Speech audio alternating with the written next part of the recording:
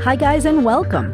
This is Jen Gaeta Siciliano, artist, memoir writer, bipolar psychiatric survivor, and your host of Not As Crazy As You Think podcast, the place that offers an alternative perspective on mental illness, highlighting creativity, non-conventional healing, and breaking on through to the other side. If you are ready for a new narrative on the mental realm that celebrates crazy and cool without penalty, then Not As Crazy As You Think is for you. Hello, this is Jen Gaeta Siciliano, your host of Not As Crazy As You Think podcast. Thank you for listening once again. Last week in the episode Dogmas of Science Part 1, I spoke about the mechanistic materialist worldview that the scientific establishment clings to as the only one that's real. This thinking directly supports the theory that mental illness is caused by structurally inheritable genes. So in this era of the human genome and the future of precision medicine, naturally finding which mental illness genes to target and fix is top priority. So, the breaking news is all over the internet on science research sites and genetic engineering sites regarding the new find of over 64 regions of the human genome associated with increased risk of bipolar disorder. It's the largest study to date published in Nature Genetics on March 17, 2021, titled Genome-Wide Association Study of More Than 40,000 Bipolar Disorder Cases, provides new insights into the underlying biology. The study involved 372,000 controls of European ancestry. Genome-wide association studies are observational studies. They don't prove cause, but correlation. They have genome-wide association studies regarding everything from walking pace to eating behavior traits, and most of all, mental illness. They look at a set of genetic variants in different individuals to see if any variant is associated with a trait or certain phenotype or expression of a person's genotype. For bipolar disorder, this can be a number of behavioral expressions, from insomnia to mood fluctuation to psychosis. They claim the results of the study advanced their understanding of the biological causes of bipolar disorder. But in fact, it simply reveals new genes to target for developing pharmacological treatments, this time with precision digital medicine, the promised next generation of psychiatric drugs. Back in the day, the drugs were horrendous with physically debilitating side effects, but the drugs were taking care of the biological problem on some level, they told us. And if the goal of emotional numbness is ultimately achieved, then the psychiatrist believes it is successful treatment. That is because they begin with the assumption that the mind is inside the brain. They never really know what the drugs are supposed to do. Their job as a doctor is to simply alleviate symptoms, which at the deepest root means changing behaviors, feelings, and thoughts through psychoactive agents. And yet, the deeper mind becomes stuck inside the body through the process. Now, with more data from this study, they have more targeted areas to treat, with the emerging ability to switch genes on and off as they choose. The intent behind gaining this knowledge is for purposes of creating new and improved drugs, and many preventative ones for those simply at risk, or those that match the genetic markers for these disorders. And this time, it's not just the bipolars. They are after the genetically depressed. On the website of neurosciencenews.com, published yesterday, May 28, 2021, a massive genome-wide association study of genetic and health records of 1.2 million people from 4 separate databanks has identified 178 gene variants linked to major depression. The study was published May 27th in the journal Nature Neuroscience. Don't be fooled. The only reason for these studies is so that they one day can identify people most at risk of depression and help doctors prescribe drugs best suited to treat the disorder. The meta-analysis was taken from data from genetic health records from the UK Biobank, FinGen, a Finland-based biobank, and the consumer genetics company 23andMe. They then cross-checked their findings from an analysis with an entirely separate sample of 1.3 million volunteers from 23andMe customers. I wonder how many customers are aware that they're signing up for a study involving all their genetic data. It's the underlying assumption that's the problem, that only these things matter and not the million other things related to depression. So what if they are wrong? What if all this research will lead to nothing new? No new knowledge that is relevant or progressive. These studies are useless if one doesn't subscribe to their biological theories on mental illness. Their materialist worldview strictly adheres to the idea that genetics cause mental illness, but subpopulations that share genes will also tend to share a culture and an environment. This makes it hard to disentangle these factors when trying to assess the cause of an outcome of the group, whether it be social or health-related. The problem lies in what we believe these genes hold in information. Human genes cannot possibly account for the complexity of human traits or behavior because only 20,000 genes are tallied. After the Human Genome Project was completed in 2003, scientists were surprised to find out how few genes humans have. Instead of a projected 100,000 genes, we only have 20,000. What's more bizarre is that sea urchins have more than humans at 23,000. How does anyone mathematically accept these theories based on this arrangement? Aren't we a bit more complex than a sea urchin? So shouldn't that be reflected in the amount of genes each organism has? Based on their beliefs, the structural gene itself is the basis of all inheritance. So it's not just an incorrect theory, but it has enormous economic and political consequences. Because of this conviction, the global mental health movement, led by countries like the UK, continues to gain stride with its attempt to force the rest of the world into thinking of mental illness through this biological interpretive lens, with their claims that their drugs are the most effective treatment. Moving into other cultures once again in their imperialist style to colonize their minds. In these studies, they compare the genomes of lots of people, but it only leads to about 10% of an explanation for heredity. The rest is unexplainable. This is referred to as the missing hereditability problem. But although they are aware of this, countless studies continue in this area, largely funded by biotech companies and their gene therapy treatments of the future, which are based on their genetic theories. But Rupert Sheldrake's Morphic Resonance may explain the rest. Scientist and biologist Rupert Sheldrake challenges today's scientific dogmas in his book, The Science Delusion, or in the U.S. titled Science Set Free, 10 Paths to New Discovery. In Chapter 6, he asks the question, is all biological inheritance material? In Rupert's prologue, he quotes the science historian George Sarton, describing the institution as a sort of priesthood. Truth can be determined only by the judgment of experts. Everything is decided only by very small groups of men. In fact, by single experts whose results are carefully checked, however, by a few others. The people have nothing to say, but simply to accept the decisions handed out to them. Scientific activities are controlled by universities, academies, and scientific societies, but such control is as far removed from popular control as it possibly could be. If psychiatry considers itself a science, then you can imagine how a patient deals with this fundamental approach. It's worse than facing a priest in the act of confession. Essentially, since only scientists know things, anyone else outside this group has distorted beliefs. And being on the other side of this extreme dogma destroys the confidence and sense of self-determination of someone in a vulnerable situation.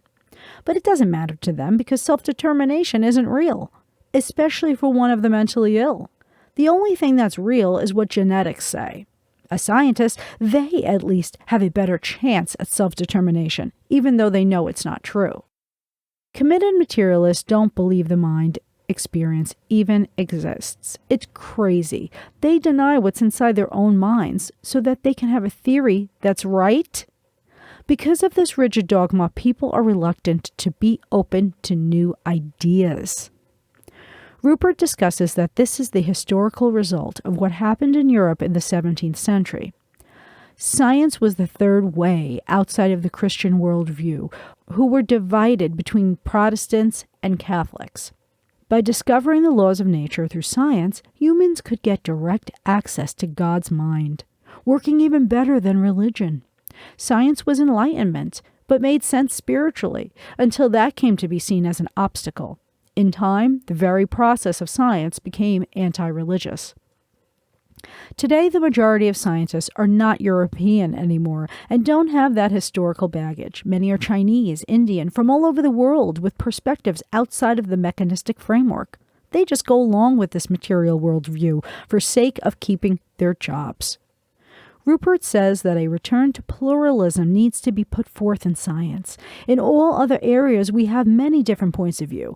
In religion, in politics, but in science, anyone that disagrees is declared a heretic. This is dogma like in the days of the Holy Roman Empire. Don't question it. They know the truth.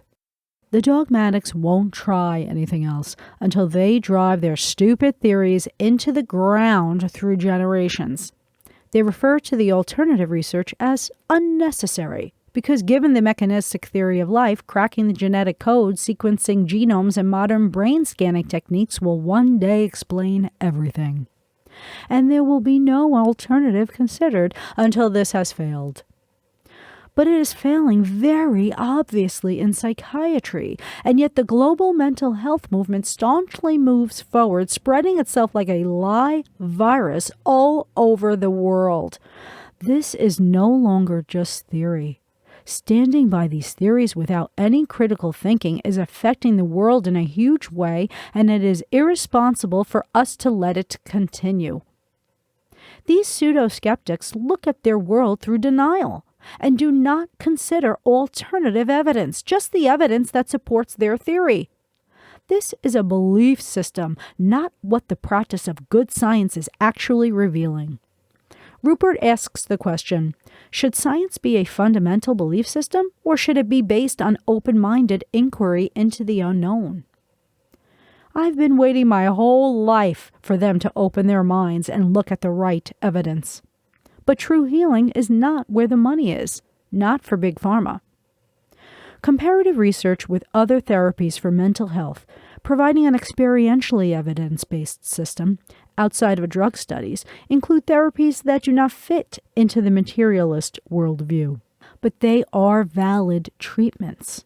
They include various mind or faith cures, shamanic healing rituals, Ayurvedic medicine, acupuncture, and so many other opposing systems. Despite all the reported success by their users, they're ridiculed and considered quackery by this institution. The biased materialist worldview is the only one offered funding for more medical research, shaping the policies of insurance companies and health services, but the medical establishment believes in no effectiveness anywhere else. In contrast to drug therapy, psychotherapy alone has proven more effective, but even psychotherapy, once heralded as triumphant in matters of treating mental illness, is now considered irrelevant within this gene-centered materialist view of the mind. There are millions of us, a slow but growing movement, who are trying to get off these meds. I was like many bipolars and schizophrenics, or mystics and shamans of our modern era, who are punished for their gifts. Throughout history, they have tried to hold back the mystics, from burning them at the stake to imprisoning them and drugging them up in mental asylums. The acute symptoms of schizophrenia, for instance, include having lost touch with reality, or psychosis. Studies involving psychosis are just stats. They have nothing to do with the context of the psychosis. Themes are wholly ignored because they do not believe that what is inside our minds is real. In my experience, psychosis is connecting deeper to a larger reality that not everyone can see, but that doesn't mean it isn't real. We know plenty of things scientifically that cannot be seen. but are real.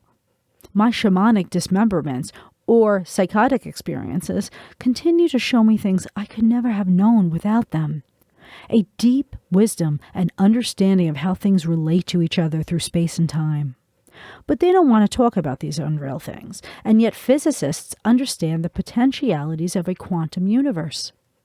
Another symptom of schizophrenia is seeing things that are not there or hearing voices or hallucinations. How can anyone honestly say they know what others are thinking and hearing? If you consider other possibilities through a theory like Morphic Resonance, which I'll get to, then these voices can be traveling through time and space, guiding us if we listen. People who have tried psychedelics know that they can see things under the influence that others can't. But for others who may do this on their own, most likely accidentally, but they need training on how to use their gifts, not lifelong medical experimentation and abuse. Another symptom is believing things that are not true or delusions. This is the best. You have to see how many things they say are delusional that I utter in my hospital records when I have mountains of proof they are true. But I never get my day in court with them on trial with my evidence. They would ultimately win anyway, because they are the experts. Anything I say is taken as a delusional statement, even if it's true, because that fits their story about me, so that they can be right and process their data about bipolar people with certain genetic markers throughout our documented history in their eugenics records. This mental health system was not created to help those in distress. It was created to control those who were deemed as mentally ill, because they believe our brains aren't capable of working without their invasive intervention. And this worship the Western world has of this old paradigm is killing the spirit of humanity. There are so many ways to heal. Fundamentalist science is clinging to a theory in the face of new evidence to hold on to power. But for everyone to achieve mental health again, we need to rediscover meaning and purpose in our lives outside of their dogmas. It's about experience versus theory. Outside of cultural inheritance, such as language, for instance, which is a transfer of information that is non-genetic, their belief system says all other traits must have material inheritance, which is why the mind, which they deny is real, continues to remain inside the brain based on their theories that deny the real experiential evidence of their own minds. This idea of passing down a structural thing that defines who we are as a human being is so reductionist that it doesn't make sense in the real world. We are so much more than a phenotypic expression of a gene. Molecular biologist Richard Dawkins furthered the gene-centered scientific outlook with his popular book, The Selfish Gene, in 1976. Which created a stirring in the imaginations of the masses with its suggestions that nature is in a competition of genes. Through this reductionist point of view, the smallest things became the most real, which gives the highest esteem to molecular biology, naturally Dawkins' own specialty. But by distilling everything down to the smallest elements of things, we are missing the fuller composite of what genes produce, the entirety of a human being. In 1976, these evolutionary ideas also took over physics as well. Now, all of nature is random evolution, which calls for a purposeless and meaningless view of the universe. But this is not our true reality. That is, if you want to remain sane. In neo-Darwinist gene centrism, all things are predetermined, and there is no purpose. This philosophy is at the core belief system of our Western world and at the heart of the global mental health crisis. The mental health system does not care about a person improving on their own, because our genetically defective brains makes us incapable to do so. They don't believe in potentials in people, which is reflected in quantum theory. No blossoming from seed to adult seen in nature through observation. At the first sign of one of their so-called symptoms, you are mentally ill for life, and they can prove it through genetics. This is not science or logic. It's fantasy, and it's insanity, and has taken over everyone's good judgment about who are the experts and who we should be listening to. The neo-Darwinism modern synthesis of evolutionary theory was formulated between about 1920 and 1950, and it combined classical Mendelian genetics with the Darwinian theory of evolution by natural selection. In the 1950s, with the discovery of the double helix by Francis Crick, James Watson, and Rosalind Franklin, this new modern knowledge of genes and chromosomes was the heavenly answer from above to explain the physical mechanism through which natural selection works. From then on, genes became the fundamental key for understanding life. Neo-Darwinian evolution became a competition between genes, leading to medical advances focused on genetics. But is this the most efficient way we evolved? Rupert suggests that if we change our mind about what evolution entails, we might see more of the larger picture.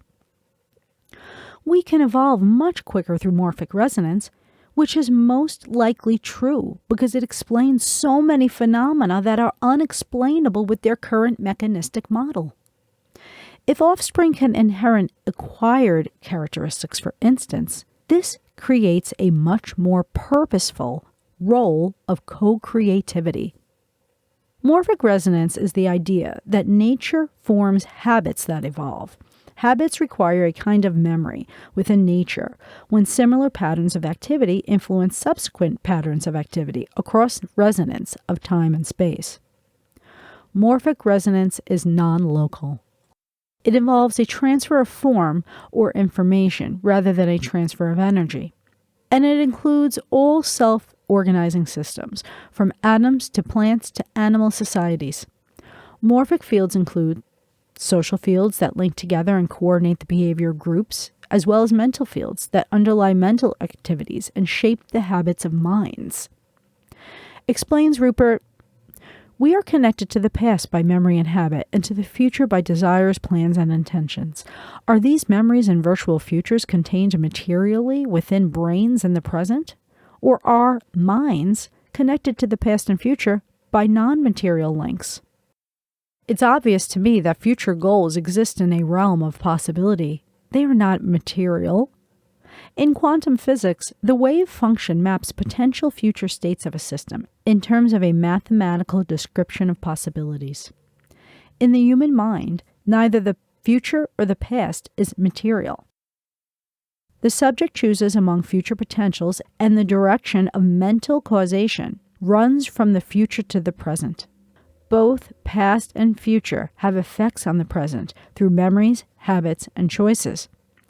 Outside of the material conviction that only structural genetics plays a part in the manifestation of reality, morphic resonance opens up the conversation for all kinds of previously taboo subject matter in science to be researched, from psychic phenomenon to traditional spiritual practices like the shamanic journey. With this alternative understanding of how traits might be passed down, all sorts of acquired characteristics can be inherited. This can also lead to a more proper understanding of inheritance of mental illnesses. If family psychic healing has not occurred within a family, those ideas and habits get passed down through morphic resonance, not a material gene structure with a destiny of only one predetermined outcome. So, is the research currently being done on these genome-wide association studies going to give us the larger answer? No. But Rupert believes we are on the threshold of a new age of science, a renaissance, which will be much more fun and interesting for scientists, and hopefully more forgiving and freeing for all other non-scientists as well. Thanks for listening to Not As Crazy As You Think, and don't forget to subscribe to my YouTube channel. And remember, mental health is attainable for anyone, especially those labeled with mental illness. Until next time, peace out.